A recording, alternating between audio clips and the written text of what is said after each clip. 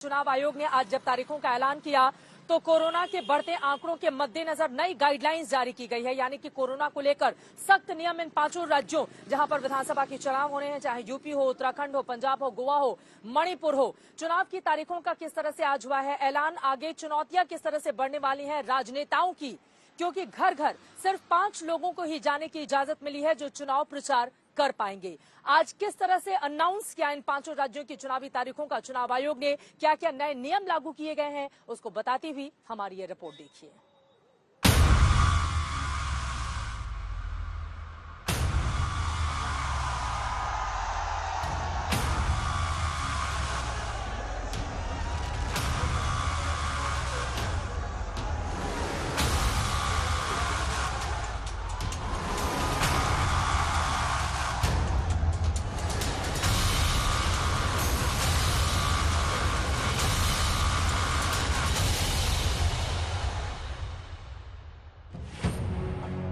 चुनावी बिगुल बज चुका है।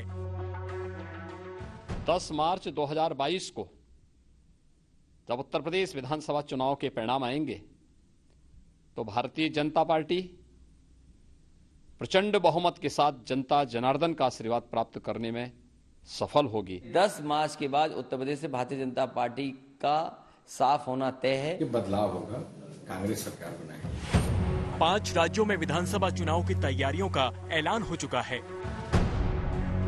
14 फरवरी वैसे भी आम आदमी पार्टी के लिए बहुत लकी डेट है, बहुत खास डेट है, तो हमें खुशी है इस बात की कि इन तीनों राज्यों में 14 फरवरी को चुनाव है और हमें पूरा भरोसा है कि बहुत ही शानदार रिजल्ट आम आदमी पार्टी को इन तीनों राज्यों में मिलेगा। 10 मार्च को वोटों की गिनती होगी। 300 से अधिक सीटें जीत करके फिर से भारतीय जनता पार्टी की प्रचंड बहुमत की सरकार बनेगी। हमारी नेता की क्रियाशीलता के आधार पर ये दावा करते हैं कि उत्तर प्रदेश की जनता सही निर्णय करने वाली है। सियासी बिसात बिछ चुकी है। मुझे पूरा विश्वास है कि 14 फरवरी वैलेंटाइंस डे के दिन पूरा पंजाब एक आवाज में आई लव यू केजरीवाल कहेगा और आम आदमी पार्टी को एक बार पंजाब में पंजाब के लोगों की सेवा करने का मौका देगा। अब तैयारी है रण की, तैयारी है फतेह की। हम तो इस तिथि का इंतजार कर रहे थे कि डेट घोषित हो और भाजपा की विदाई की घंटी बज जाए। वो घंटी बज गई है। 5 राज्यों में 7 चरणों में मतदान होंगे, जिनमें यूपी में सभी 7 फेज में वोटिंग होगी। वहीं पंजाब, उत्तराखंड, गोवा में एक चरण में चुनाव होगा, जबकि मणिपुर में 2 चरणों में मतदान होगा। यूपी में 10, 14, 20, 23 और 27 फरवरी के अलावा मार्च में 3 और 7 मार्च को मतदान होगा। वहीं पंजाब, गोवा और उत्तराखंड में 14 फरवरी को मतदान होगा। मणिपुर में 27 फरवरी और 3 मार्च को चुनाव होंगे। सभी फेज की 10 मार्च को मतगणना होगी, जिसमें फैसला सामने आ जाएगा।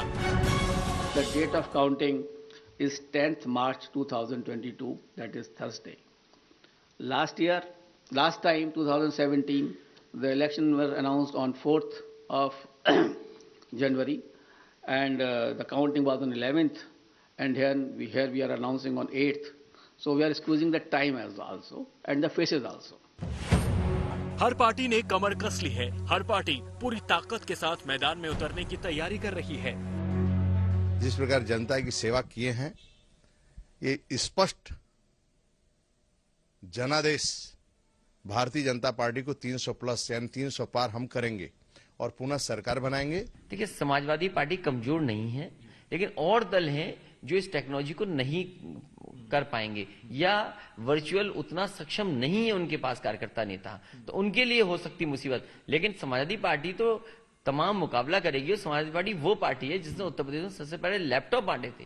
तो जहां तक टेक्नोलॉजी है, वर्चुअल रैलीज करना है या हमें वर्चुअली लोगों तक पहुंचना है, उसके लिए तैयारी करनी पड़ती। लेकिन भारतीय जनता पार्टी पहले से तैयारी किए हुए है, क्योंकि उन्हें झूठ फैलाते थे। जो झूठ का नेटवर्क है, उनके पास बड़ा नेटवर्क पहले से। इस बार मतदाताओं की संख्या बड़ी है। ऐसे में कोरोना और मतदाताओं की संख्या को देखते हुए चुनाव आयोग ने पूरा प्लान तैयार किया है। 690 विधानसभा सीट में 18.34 करोड़ मतदाता होंगे। इस बार 24.9 लाख मतदाता बढ़े हैं। वहीं 29% मतदाता पहली बार वोट डालेंगे। 1620 पोलिंग बूथ में सिर्फ महिला कर्मचारी रहेंगे। नए नियम के साथ सियासी मैदान तैयार है। नए घमासान के साथ, नए मुद्दों के साथ तय होगा कि कौन से राज्य में कौन सी पार्टी बाजी मारती है और कौन अपना किला बचा पाती है, किसके दुर्ग में सेंध लगती है। आज तक ब्यूरो।